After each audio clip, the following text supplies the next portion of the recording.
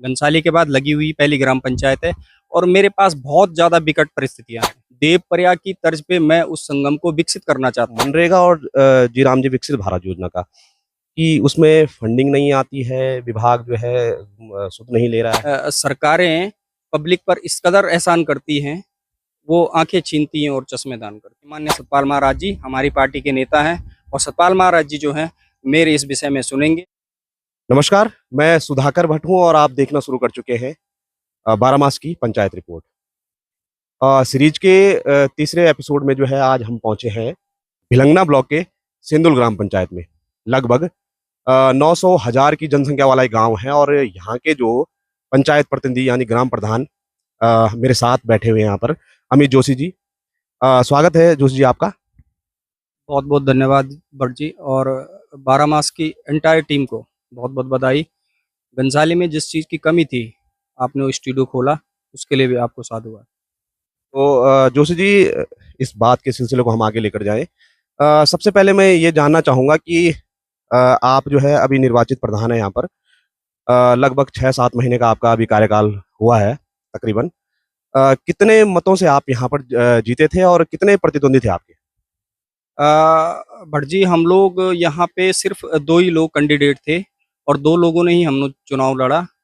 मुझे जो है 76 वोटों से मुझे विजय प्राप्त हुई थी और एक बड़ी ग्राम पंचायत है मेरी, जिसका क्षेत्रफल और भूखंड बहुत बड़ा है। तो जोशी जी जैसे कि आप जो है एक ठीक-ठाक मार्जिन से आप यहाँ पर जीते हैं। तो तकरीबन अगर हम अंदाज़ा लगाएँ यहाँ पर तो वोटर भी 500-600 के आसपास तो होंगे। हाँ जी, बिल्कुल 600 के करीब वोटिंग। तो 600 के करीब की वोटिंग है और बहुत अच्छे मार्जिन से जो है जोशी जी जीते हैं। जनता ने आप पर विश्वास जताया है। तो क्या कुछ विज़न है आपका? क्योंकि अभी आपका कार्यकाल शुरुआती चरण में है और कहीं न कहीं इतने कम समय में किसी भी प्रतिनिधि का कार्यों का मूल्यांकन करना जो है मतलब एक तरीके से वाजिब भी नहीं होता है। तो क्या कुछ विज़न है आपका आगे को लेकर और अभी तक जो है कितना कुछ कार्य जो है धरातल पर शुरू हुआ है या हो चुका है? जी भट्ट जी, मैं सबसे पहले अपनी ग्राम पंचायत के समस्त देवतुल्य जनता को धन्यवाद प्रेषित करता हूँ कि उन्होंने जो है मेरे पे विश्वास जताया और मुझे जो है जिताकर पंचायत का प्रतिनिधित्व करने का मौका दिया। दूसरी बात भट्ट जी, यहाँ पर सबसे हमारे पास इस ग्राम पंचायत के अंदर सबसे इस विधानसभा की सबसे पहली ग्राम पंचायत है। घनसाली के बाद लगी हुई पहली ग्राम पंचायत है और मेरे पास बहुत ज़्यादा विकट परिस्थितियाँ हैं। एक तो यहाँ पर नेटवर्क का अभाव है। यहाँ पर इवन अभी बहुत लंबे समय से नेटवर्क की लड़ाई लड़ी जा रही है, लेकिन अभी तक भी मेरा प्रयास भी लगातार जारी है और शायद पिछली बार आपने देखा होगा मैं सोशल मीडिया के माध्यम से सामने आया था और हमने डीएम मैम से रिक्वेस्ट करी थी और मैं लगातार उनके टच में हूँ। और आज भी मैं परसों सैटरडे को भी डीजीएम सर से बात करी है और ऊपर वाले की कृपा होगी, हमारे यहाँ हमारी देवी है माँ रिकेश्वरी देवी की कृपा होगी और यहाँ पे गणेश प्रयाग जी हमारे संगम पे स्थित हैं, उनकी कृपा होगी तो अतिशीघ्र हम जो है नेटवर्क का जो है काम शुरू करने वाले हैं। तो जोशी जी जैसे कि हम समझ पाए हैं आपका जो विज़न है वो काफ़ी क्लियर है और पूर्व में भी जो है आप इस मुद्दे को जो है नेटवर्क का जो मुद्दा है इसको उठाते रहे और हम जब अभी यहाँ पर आए और कहीं न कहीं हमारा भी ये बाज़ार है, भिलंगना और बालगंगा के जो है 2 मुख्य बाज़ारों के बीच में ये पंचायत पड़ती है और यहाँ पर नेटवर्क की जो बड़ी समस्या है उसको लेकर आप चिंतित हैं और कहीं न कहीं जो है अपने प्रयासों से जो है इसका पत्राचार भी कर रहे हैं। तो आगे का जो इसके अतिरिक्त जो विज़न है आपका धरातल पर जो नेटवर्क के अलावा आप क्या-क्या कर रहे हैं और क्या-क्या आपने सोच रखा है आगे का? और जी मेरी ग्राम पंचायत के अंदर विकास की अपार संभावनाएं हैं। यहाँ पे भिलंगना और बालगंगा नदी के संगम तट पर यहाँ पे एक संगम है। देवप्रयाग की तर्ज पे मैं उस संगम को विकसित करना चाहता हूँ। पौराणिक देव डोलियाँ यहाँ पर अतीत में पहले से ही आती हैं और अपना स्नान करके जो है अपने-अपने स्थान पे चली जाती हैं। यहाँ पे प्रतीक्षालय की बड़ी दिक्कत है। गणेश प्रयाग जी यहाँ पे लोकल स्थानीय लोगों ने यहाँ पे बहुत मेहनत करके उस गणेश प्रयाग जी को उठाया है और वहाँ पे थोड़ी बहुत जीर्णोद्धार करा है मंदिर का। मैं चाहता हूँ, मैंने पत्राचार पर्यटन में भी कर रखा है। पर्यटन के माध्यम से भी मुझे उम्मीद है कि माननीय सतपाल महाराज जी हमारी पार्टी के नेता हैं और सतपाल महाराज जी जो हैं मेरे इस विषय में सुनेंगे। मैंने उनके पास स्पेशल समय लेके उनको पूरा अवगत कराया है कि सर हमारे पास एक गणेश प्रयाग है देवप्रयाग के तौर पे हम उसको एक बहुत अच्छा पर्यटन की दृष्टि से हम उसको विकसित कर सकते हैं। दूसरा भट्ट जी, मेरे पास सारी जितनी आधुनिक जितनी इस विधानसभा के अंदर है, वो सब चीज़ें मेरे पास अवेलेबल है। एकमात्र बाल गंगा महाविद्यालय मेरे पास है, एकमात्र बालिका महाविद्यालय मेरे पास है, राजकीय प्राथमिक विद्यालय 2-2 मेरे पास हैं, इंटर कॉलेज मेरे पास है, एकमात्र इस ब्लॉक का अंबेडकर छात्रावास मेरे पास है। तो बहुत सारी चीज़ें हैं। आज देखिए आप अंबेडकर छात्रावास की स्थिति क्या है। नशेड़ियों का 2011 से अड्डा बना हुआ है। मैंने उसके लिए लगातार प्रयास कर रहा हूँ कि इसको जो है विभाग अपने मध्य में ले। अगर विभाग नहीं ले सकता है, मैंने माननीय जिलाधिकारी महोदय जी से भी अनुरोध करा था कि अगर इसको आप लोग नहीं ले सकते हैं तो इसको ग्राम पंचायत के हवाले किया जाए। आज हमारी बालगंगा तहसील पे करोड़ों रुपए खर्च हो जा रहा है यहाँ नई बिल्डिंग पे। मैंने उनसे अनुरोध करा था कि अब जिनके पास जो भी विभाग हैं घनसाली में, जिनके पास अपने पर्याप्त भवन नहीं है, वो आइए और हमारी ग्राम पंचायत के अंदर अंबेडकर छात्रावास वहाँ पे स्थित है। अगर सरकार उसका सदुपयोग नहीं करती है तो मैं चाहता हूँ कि कोई विभाग वहाँ पे जो है प्रशासनिक अधिकारी के तौर पे, प्रशासनिक अमले के तौर पे वहाँ पे बिठाया जाए, जिससे जो है वो जो करोड़ों रुपए की लागत से बनी हुई वो बिल्डिंग है, उसमें भट्ट जी मैं आपको बता दूं एक बहुत उच्ची कोटि का उसमें सोलर की भी व्यवस्था लगी हुई है। पानी की वहाँ पे दिक्कत नहीं है, लाइट की वहाँ पे दिक्कत नहीं है, ऑन रोड वो है। तो एक एक वो भी एक विजन है कि मैं उसको किसी तरीके से जो है बालिका महाविद्यालय में कन्वर्ट करने के लिए मैंने समाज कल्याण अधिकारी जी को और माननीय जिलाधिकारी जी को बोला है कि बालिका महाविद्यालय में जो बच्चे यहाँ पे दूर दराज से आते हैं उनके लिए रुकने के लिए एक स्थान हो। तीसरा भट्ट जी, यहाँ पे क्या है कि बाल गंगा का एक मुख्य केंद्र है। आप देखिए आजकल गर्मियों का सीजन जैसे ही होता है, शुरू होता है, तो यहाँ पे पानी की आपूर्ति नहीं हो पाती है।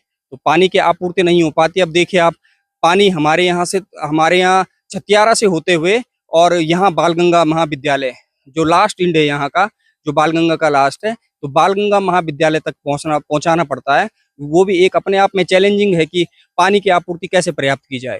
तो मेरा पानी पे भी एक जो पेयजल है उस पे भी एक विशेष वो है कि मैं जो है उसको जो है उठा पाऊँ किसी भी तरीके से। हम अलग लाइन डलवा के या मेरी अलग अलग ग्राम पंचायतों में बात चल रही है कि टैंक के लिए स्थान दे।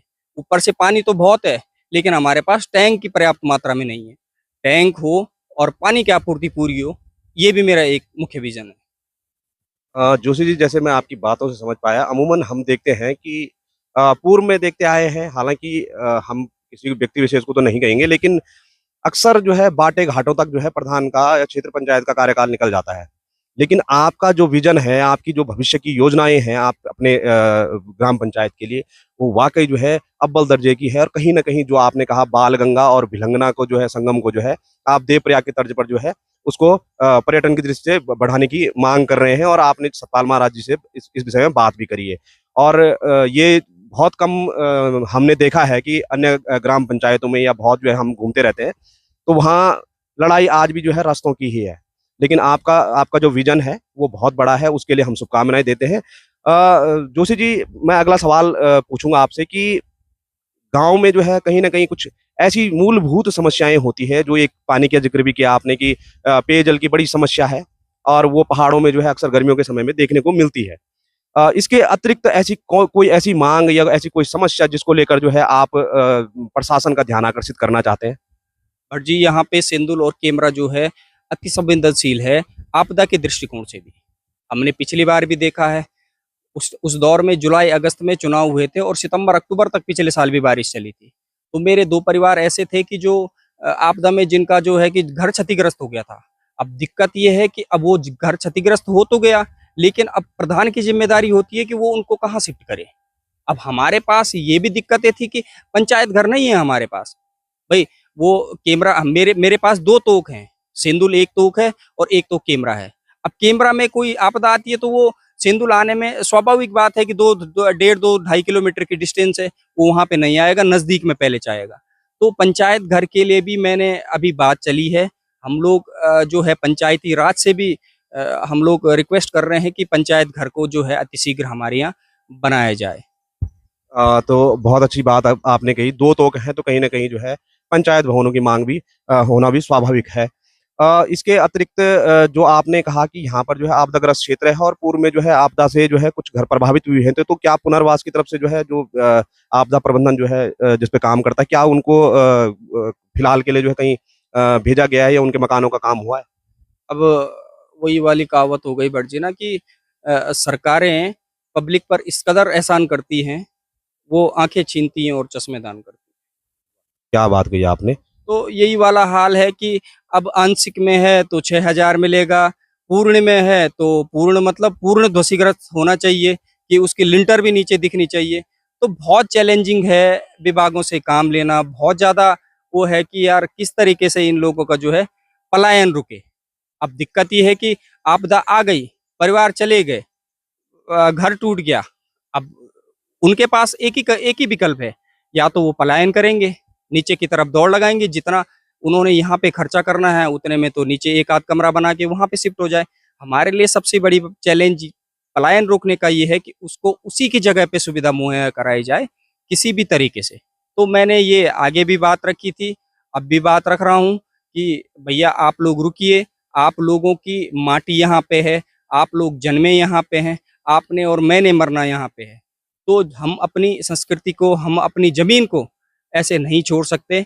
मेरा विज़न है कि पलायन रुके किसी भी हद तक, और मैं समस्त जितने भी लोग आपके चैनल के माध्यम से मुझे देख रहे हैं या मुझे सुन रहे हैं, मैं उनसे कहना चाहता हूँ, और जो आज के यंग प्रतिनिधि आज बने हैं, तो उनसे कहना चाहता हूँ कि यार आप लोग जो हैं पलायन को रोकने के लिए उचित कदम उठाएँ। जो अधिकारी, जो कर्मचारी काम नहीं करते हैं, उचित प्लेटफ़ॉर्म है उनकी शिकायतों दर्ज कराने के लिए। तो आप मजबूर करिए उनको, वो काम करेंगे। बिल्कुल काम होता है अगर जनप्रतिनिधि सजग है, अगर उसमें एक काम करने की क्षमता है, तो वो बिल्कुल करेगा। तो जोशी जी आपने पलायन का मुद्दा भी उठाया इसमें और पहाड़ आज इससे जो है कहीं न कहीं जो है जूझ रहा है पलायन की मार से। एक मुद्दा जो है मैं विभिन्न क्षेत्रों में गया हूँ और कई प्रतिनिधियों से मैंने बात करी है।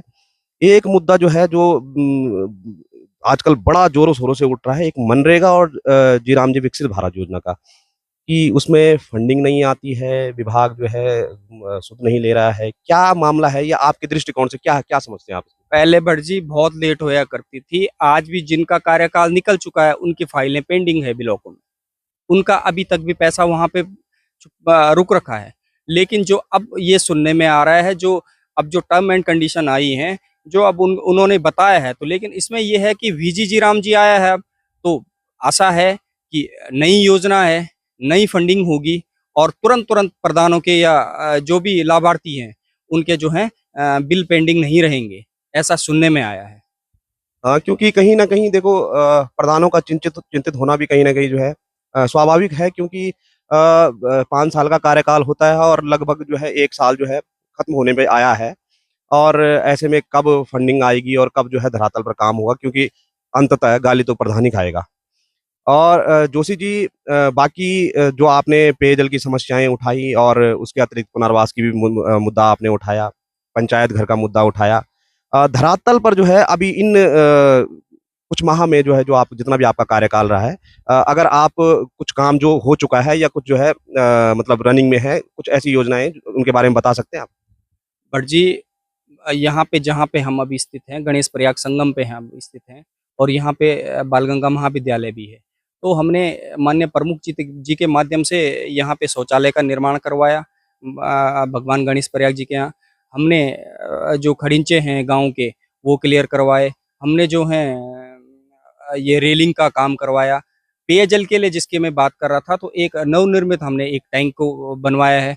नालियों का हमने काम करवाया, जहाँ पे हमारी पेयजल की व्यवस्थाएँ हैं, वहाँ पे नालियों का कि जो है स्टोरेज हो, जो वेस्ट का पानी हो, वो कम से कम एक स्टोर में जाए और वहाँ से जो है सिंचित भूमि में चले जाए, वो काम करवाया। मंदिरों में थोड़ी बहुत मंदिरों का भी काम है, थोड़ी बहुत जो पेंडिंग पड़ रखा काम है, वो भी चल ही रहा है। और जो अब इस साल की नई कार्य योजना लिखी जा रही है भट्ट जी, मैं कोशिश करूँगा, मैं एक बिल्कुल उसमें हूँ कि जो बेहतर हो ग्राम पंचायत की बेहतरी के लिए, मैं उन कामों को आगे लेके जाऊँगा। जोशी जी इतने कम समय में आपने काफ़ी कुछ काम किया है और ये एक बहुत बड़ी बात है। इतने कम समय में तो ज़ाहिर-सी बात है जनता ने जो है सही व्यक्ति पे विश्वास जताया है, जहाँ तक हम समझ रहे हैं। एक आपकी पंचायत के अंदर जो है एक पावर हाउस शायद पावर हाउस करके कुछ यहाँ पर निर्माण हो रहा है, उसके बारे में आप क्या बताएँगे कुछ? और जी मेरी पंचायत के अंदर 272 करोड़ रुपए का 22 किलोवाट का एक आधुनिक बिजली घर बन रहा है। जो पिछले 2011 से पेंडिंग था। और आज आप देख लीजिए, अभी हम आपको दिखाएंगे कि हाँ यार, ये कितने स्पीड से और कितनी बेहतरी के लिए काम हो रहा है। विकास कार्यों के लिए हम प्रतिबद्ध हैं, जो भी हमारे यहाँ आए। मैं तो आज भी कोशिश कर रहा हूँ कि केंद्रीय विद्यालय भटजी, देखिए यहाँ से 1.5 किलोमीटर की दूरी पे घंसाली है, 2 किलोमीटर की दूरी पे मेरा CSC बेलेश्वर अस्पताल है, और ये NH है, नेशनल हाईवे की रोड है, और हमारे पास सिविल की पर्याप्त जमीन है। मैं माननीय विधायक जी से भी अनुरोध करा, मैंने अन्य जो भी उच्च अधिकारी हैं, जो भी जिनकी भी जवाबदेही तय होती है, मैंने सब लोगों से बात कर रखी कि आइए जमीन हम मुहैया करवाते हैं। जब हम बिजली घर के लिए इतना कुछ कर सकते हैं, आधुनिक एक बिजली घर बन रहा है और बहुत लंबे समय तक जो है इसकी लोग सेवाएं देंगे। अच्छा, बिजली घर तो बन ही रहा है, लेकिन उस बिजली घर के साथ साथ, क्योंकि हमारे ग्राम पंचायत में बन रहा है, तो कहीं ना कहीं ग्राम पंचायत के लोगों का फायदा होता है। आज जो लोग लगे हुए हैं, मैं 2-3 लोगों को अंदर वहां पे, वो लोग आज रोजगार प्राप्त कर लिया है उन लोगों ने, और 2-3 लोगों को और बात कर रखी है कि भाई पहले प्रायोरिटी ग्राम पंचायत के लोगों की ही हो। जिस ग्राम पंचायत के लोगों ने सिविल की जमीन दी, जिस ग्राम पंचायत में वो बन रहा है, जो ग्राम पंचायत पेन ले रहा है, बट जी पेन तो कहीं ना कहीं होता है। कंस्ट्रक्शन चलेगा तो हल्ला गुल्ला होएगा, उनका सामान आएगा, 2-4 लोग आएंगे, लेबर वगैरह होती हैं, तो ये दिक्कतें, इन दिक्कतों का सामना करना पड़ता। हमारे जो हरे भरे पेड़ थे वो कटान में गए, तो लेकिन हम लोगों को फायदा भी होगा। जो हमारे लोग रोजगार प्राप्त हैं आज, जो आने वाले समय में रोजगारों पे लगेंगे, उनका भी प्राप्त है। लेकिन एक आधुनिक रूप में एक बड़ा बिजली घर यहाँ पे बन रहा है। मेरे हिसाब से हम लोगों ने इसको, इतना बिजली घर सिर्फ हर्रावाला के अंदर देखा, और अब घंसाली विधानसभा के अंदर और मेरी ग्राम पंचायत के अंदर बन रहा है। मैं इसके लिए बहुत अपने आप को सौभाग्यशाली समझता हूँ कि जो है हमारे रहते रहते जो है ये बिजली घर बनेगा। तो जैसा कि जोशी जी ने बताया, और कहीं ना कहीं जो है युवा और शिक्षित प्रतिनिधियों का होना जो है, जनता भी लाभान्वित होती है इन चीज़ों से। और बहुत अच्छा लगा आपसे बात करके, आपकी योजनाओं को जान के, आपने जिस प्रकार से समस्याएं रखी अपनी। हम प्रयास करेंगे कि आपकी समस्याएं हम जनता, शासन प्रशासन तक पहुंचा पाए। बहुत बहुत धन्यवाद जोशी जी। बहुत बहुत धन्यवाद भट्ट जी, और बहुत बहुत धन्यवाद आपकी पूरी बारामास की इंटायर टीम को। बहुत बहुत आभार।